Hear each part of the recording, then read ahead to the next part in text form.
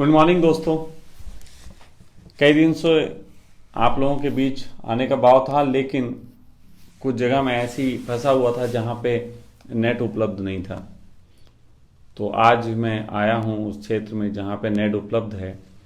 तो मैं आप लोगों से कुछ बात कर रहा हूं एनआरसी के मुद्दे पे।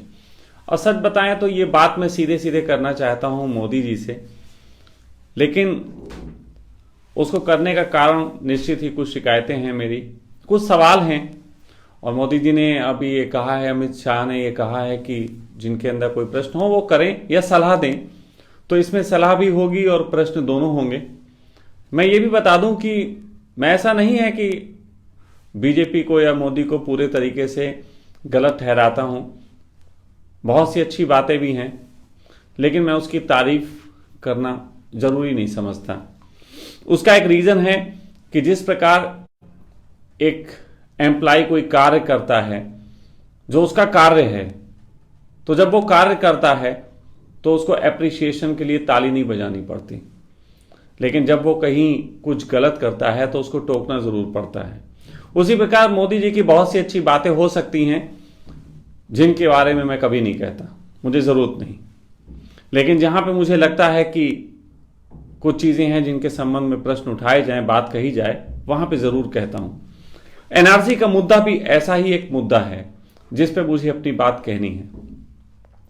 बहुत सारे सवाल जवाब अभी तक इस मुद्दे पे हो चुके हैं, आप लोगों को पता है।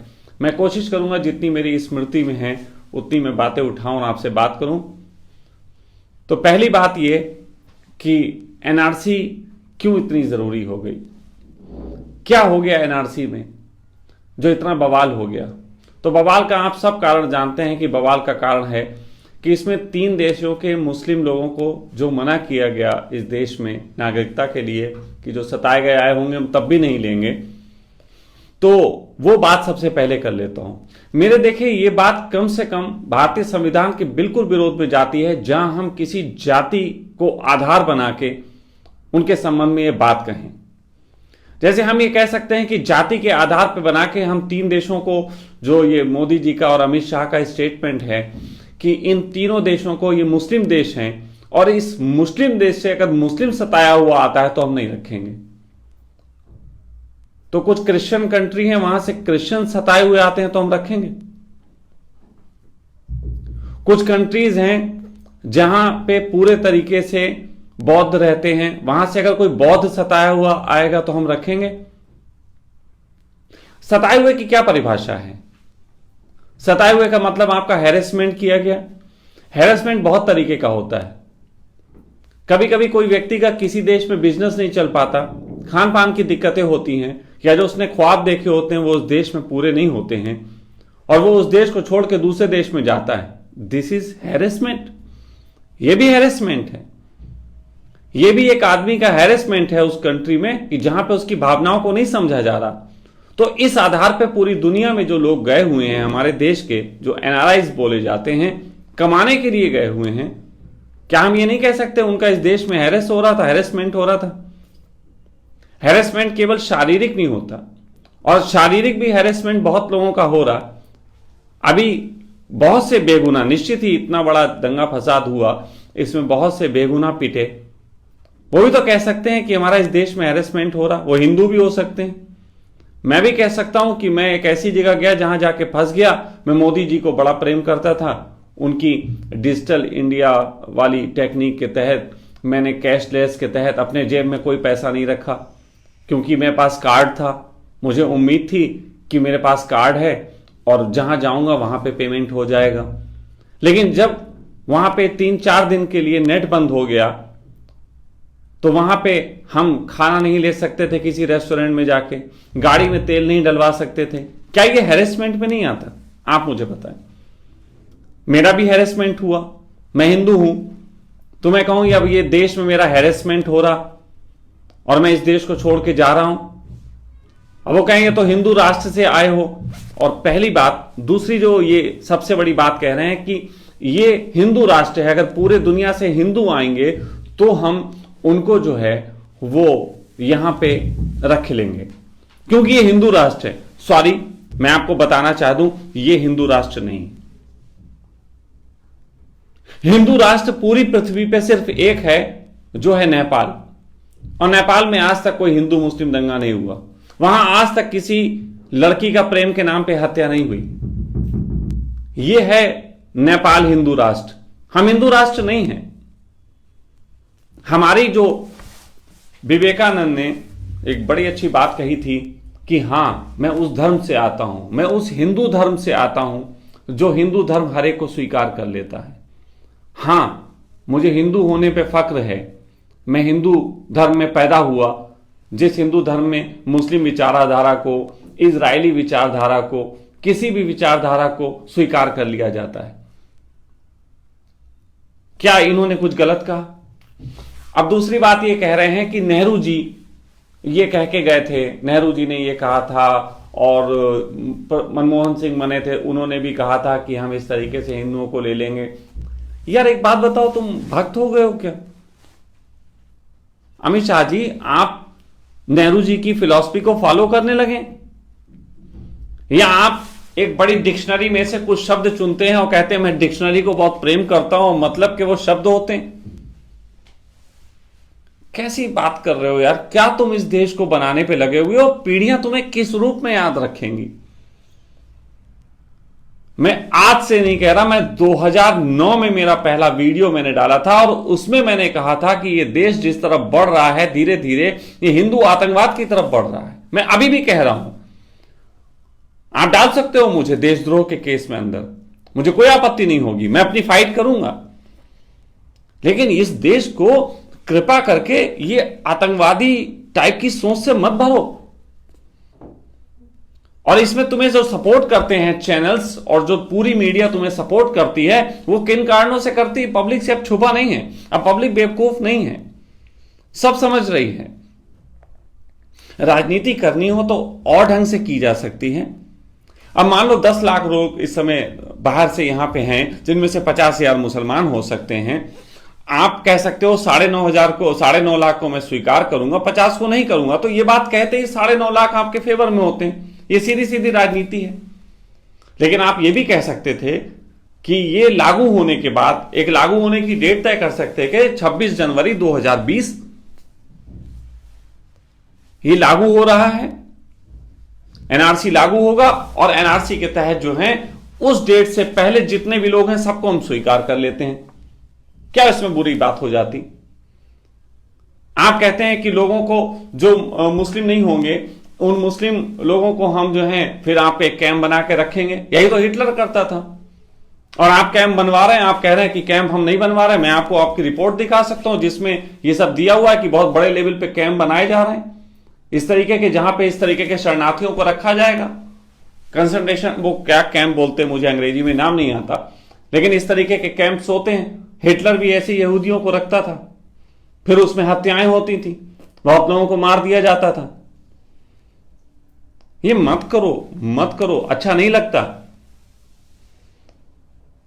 भविष्य आप लोगों को जिस रूप में याद रखेगा ना, आप सोच नहीं सकते आपकी पीढ़ियों को क्या झेलना पड़ेगा। स्वतंत्रता सेनानी जो हुए, उनके बच्चों तक को आज लोग सम्मान देते हैं। आज भी पूरे प्रशासन को, पूरे इलाके को उन स्वतंत्रता सेनानियों के बच्चों को सम्मान देना पड़ता है। लेकिन आप जिस तरीके की स्थिति पैदा कर रहे हो, यह देश आपको माफ नहीं करेगा, बिल्कुल माफ नहीं करेगा। अभी दंगे होते हैं, दंगों में आपने कह दिया कि जो दंगाई पकड़े जाएंगे उनकी संपत्ति कुर्क करके, और हम जितनी भी वो वसूली होगी वो की जाएगी।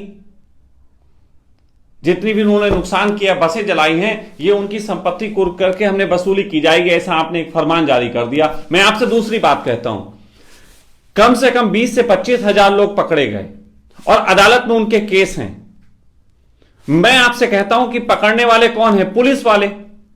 अगर ये 20-25 हजार में से 5,000 लोग भी बरी होते हैं तो उनके ऊपर जो हैरेसमेंट हुआ, जो लाठीचार्ज हुआ, जो उनको तोड़फोड़ हुई, जितना उनका नुकसान हुआ कोर्ट का, और वो सब, क्या वो ऐसा आप करेंगे कि पुलिस वालों की नौकरी में से पैसे काट के आप उन लोगों को दें? अगर आप ये करते तो मैं कहूंगा आप बिल्कुल बराबर का जो है वो एक सौदा कर रहे हैं। जो संपत्ति को नुकसान पहुंचाएगा उसका घर बेच के अगर वसूली जाएगी, तो जो पुलिस वाला इस तरीके का हैरेसमेंट करेगा उस पुलिस वाले की भी जो है नौकरी में से पैसे काट कर उनको दिए जाएंगे। आप करेंगे? मुझे नहीं लगता आप करेंगे। आप वन मैन आर्मी चला रहे हैं, एक तरफा। आप देश नहीं चला रहे, आप डिक्टेटर हैं। आप चैलेंज करते हैं, बात बात पे आप चैलेंज कर देते हैं, मैं चैलेंज करता हूं, मैं चैलेंज करता हूं। यार आप नेता हो, प्रधानमंत्री हो, कि तुच्छे से एक जो है वो एक आदमी से किसी संस्था चलाने वाले के जो है वो अनुयायी हो, आप चैलेंज करने लगते हो। आप तो अभी तक विपक्ष में ही लगते हो। मुझे ऐसा लगता ही नहीं है कि प्रधानमंत्री जी मोदी जी देश चला रहे हैं। ये प्रधानमंत्री तो मैं नजर ही नहीं आते, तो ऐसा लगता है आज भी विपक्ष के नेता हैं।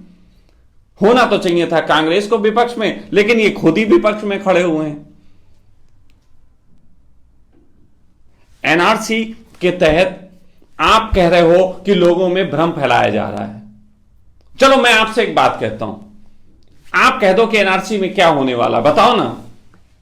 आप बताओ कि असम में जिस तरीके से एनआरसी लागू जब हुई थी, वहां पे करोड़ों लोगों को अपने सर्टिफिकेट लेके खड़े होना हुआ था, हर व्यक्ति को अपने सर्टिफिकेट पेश करने हुए थे। क्या ऐसा नहीं होगा? आप बता दो। आप ये एक स्टेटमेंट जारी कर दो, एक लिख के स्टेटमेंट जारी कर दो कि एनआरसी के तहत केवल और केवल मुसलमानों को अपने जो है सर्टिफिकेट देने पड़ेंगे, ना हिंदुओं को देने पड़ेंगे, ना क्रिश्चियन को देने पड़ेंगे, ना सिख को देने पड़ेंगे। आप कह दो किसी को नहीं देने पड़ेंगे। आप ये लिख के एक स्टेटमेंट जारी कर दो, हम कह देंगे आपने भ्रम की स्थिति समाप्त कर दी। हां, डर है मुझे इस बात का कि बहुत सारी चीजें खड़ी कर दी जाएंगी। मैं अपने साथ भी बहुत सारी चीजें चेस करता हूं। मैं यहां बैठा हुआ हूं दिल्ली में, अभी कब कागज मांगे जाएंगे, मुझे यहां से दिल्ली से शाहजहांपुर जाना पड़ेगा, मेरे जाने में 5-10 हजार रुपए खर्चा होंगे। ये कौन देगा? या एनआरसी के तहत आप एक लॉ लागू करो कि जितने लोगों को इसमें भागने में जो दिक्कत होगी उतना पैसा बैंक खाते में डाल दिया जाएगा, जैसे किसानों की जो है फसल खराब होने पे उन्हें दिया जाता है। डालो, बोलो, करोगे? आप डालो। आप सबसे रिकॉर्ड मांगोगे? अरे चलो ठीक है, मैं अपनी बात कह सकता हूं कि मैं सन 73 में पैदा हुआ। आप कहोगे 71 से पहले के जो है हमें रिकॉर्ड चाहिए। हम 73 में पैदा हुए, फिर हम अपने पापा का सर्टिफिकेट निकलवाएं जाके। फिर उसमें आपकी छोटी छोटी मिस्टेक होती, किसी के नाम का आप ए बदल जाता है, किसी का बी बदल जाता है, आप तो उसे भी कहोगे चलो अंदर। और नहीं कहोगे तो कम से कम साइड में तुम्हारे खड़े होंगे ना वो जो कर्मचारी होते हैं साइड में, जो ये डिपार्टमेंट जितने भी तुम इसमें इंक्लूड करोगे, वो साइडों में 200-500 रुपए की रिश्वत मांगेंगे। हो गया हमारा देश बहुत महान, सबके कागज बन जाएंगे। और अगर किसी तरीके से मैं मान लो हिंदू होने के नाते कागज पेश नहीं कर पाया, फिर भी मुझे इस देश की नागरिकता मिल जाएगी। व्हाट ए क्लैपिंग कि साला हम इस देश में रह रहे हैं, और हम इस देश में रहने के बाद अब हमें फिर से प्रूव करना पड़ेगा कि ये है। या तो आप सीधे से कोई सॉफ्टवेयर कोई इस तरीके से लॉन्च करो जिसमें एक व्यक्ति अपने फोटो के साथ अपना आधार कार्ड भेज दे और उससे आप कुछ ना मांगो।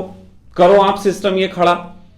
मैं सहमत हूं, मैं बैठे बैठे एक चलो फेसबुक पे पोस्ट डालता हूं, वीडियो डालता हूं, वो भी भेज दूंगा, बिना आप आधार कार्ड सब चेक कर लो। लेकिन आप तो पूरे सब रिकॉर्ड निकलवाने पे डटे पड़े हो। क्या करना है, क्यों करना है ये रिकॉर्ड का? अब मैं आपसे अंत में कुछ क्वेश्चन पूछता हूं, उसके मुझे आंसर दे दो।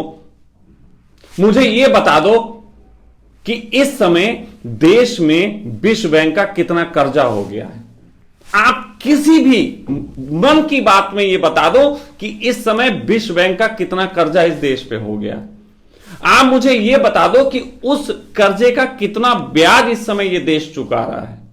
और मुझे यह भी बताना कि आप जब आए थे 2014 में तब कितना कर्जा था और उसके बाद आपने कितना कर्जा लिया। मुझे इस बात का जवाब दे दो कि जब हम पेट्रोल भरवाते वक्त उसमें दे देते हैं रोड टैक्स, तो फिर हमसे टोल टैक्स क्यों लिया जाता है? आप इस बात का जवाब दे दो। आप इस बात का जवाब दे दो कि जब लोगों के बैंक खाते में उनका पैसा रखा हुआ है, तो ये बड़े बड़े लोन देने के बाद जब लोन खाली हो जाता है बैंक, तो उन गरीबों से क्यों काटा जाता है? जबकि अगर कोई ये नियम है तो उन लोगों को बड़ा लोन देने से पहले पूछा क्यों नहीं जाता? हर एक के पास मैसेज जाना चाहिए कि आपके पैसे का एक बहुत बड़ा हम लोन दे रहे हैं, क्या ये दे दें? ऐसा क्यों नहीं होता? मुझे आप इस बात का जवाब दे दो कि इस समय भारतीय रेल में जो छोटे छोटे लोग, गरीब लोग, जिनके पास, बेचारों के पास खाने को ज्यादा नहीं होता था, पानी की बोतलें बेच बेच के पैसे कमा लेते थे, आपने स्टेशनों पे उनको भी जाना बंद कर दिया और प्राइवेटाइजेशन करते जा रहे हो। मुझे इस बात का जवाब दे दो, क्या इस देश के पास इतना हुनर नहीं था कि प्राइवेट तरीके से हम स्वयं चला सकें? किसी कंपनी को क्यों देने की जरूरत पड़ी? आपके सारे, मुझे यह बता दो कि जो सारे ऑफिसर्स, इतने ब्रिलियंट लोग, आईएएस पीसीएस ऑफिसर्स आपने टैक्स वसूली में लगा रखे हैं, मुझे सिर्फ यह बता दो, क्या ये इतनी बुद्धि नहीं रख सकते थे कि जो डिपार्टमेंट घाटे में जा रहे हैं वो भरे जा सकें? मुझे सिर्फ इस बात का जवाब दे दो कि आपने जो जीएसटी लगाई वो बड़े बड़े कंपनियों के मालिकों को तो वापस मिल जाती है, लेकिन एक पान के खोखे पे चलाने वाले व्यक्ति को, जिसके पास जीएसटी का नंबर नहीं है, उस पर तो बर्डन बढ़ता है। आपने गरीबों के ऊपर जो है जीएसटी का बोझ डाला है, कभी सोचने की कोशिश की आपने? दूसरी बात, जिनकी जीएसटी बहुत सारी जमा हो गई है अब, और जब वो वापस लेंगे तो आपके पास तो 1-2 साल तक तो जीएसटी आएगी नहीं। अभी तो यह भी सुनने में आया है कि आप जो जीएसटी राज्य सरकारों के साथ देते थे, आपने उनको भी नहीं दी है। यह हालत हो गई है। कैसी नीतियां बना रहे हो यार आप? कैसी नीतियां बना रहे हो? एनआरसी चिल्ला चिल्ला के अभी पब्लिक को, पिछले 4-5 दिन से सारे न्यूज चैनल डटे हुए थे इस बात को कि पूरे देश में दंगा भड़क गया है। मैं शाहजहांपुर में था, नेट बंद जरूर हो गया था, वहां कोई दंगा नहीं भड़का, एक ईंट किसी ने किसी को फेंक के नहीं मारी, लेकिन ऐसा टीवी पे हल्ला मचा दिया गया था कि जैसे कि पूरे देश में टेरर हो। आप देश को बदनाम कर रहे हो।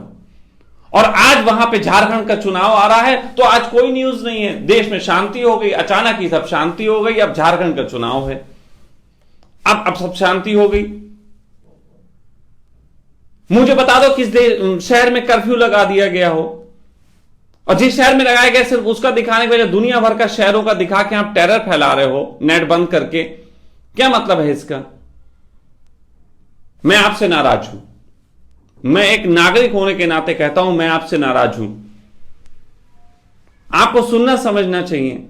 मैं आपके हित की बात कर रहा हूं, अपने मन की बात कर रहा हूं। यार आप बहुत अच्छे इंसान हो, बहुत अच्छी समझ रखते थे यार, एक सन्यासी हो, लेकिन क्या कर रहे हो यार? ये क्या चल रहा है? कैसे देश को आपने किस दिशा में लाके खड़ा कर दिया? कभी सोचने की कोशिश की? क्या आपको नींद आ जाती है? अच्छा, मैं सिर्फ इतनी बात बता दीजिए मोदी जी, मन की बात आपसे पूछ रहा हूं, आपको नींद आती है? मोदी जी, अमित शाह, आप दोनों से पूछ रहा हूं, नींद आती है? कृपया करके, बाकी चलो बातों का जवाब मत दीजिएगा, मेरा पर्सनली तो आप तो बहुत आसानी से पहुंच सकता है, ये वीडियो भी और पर्सनली नंबर भी। आप चाहे 2 पुलिस वालों को डंडे के साथ भेज दीजिएगा, लेकिन इतना बता दीजिएगा, क्या आपको नींद आती है? बिना नशे की गोली खाए, बिना नींद की गोली लिए क्या आपको नींद आती है?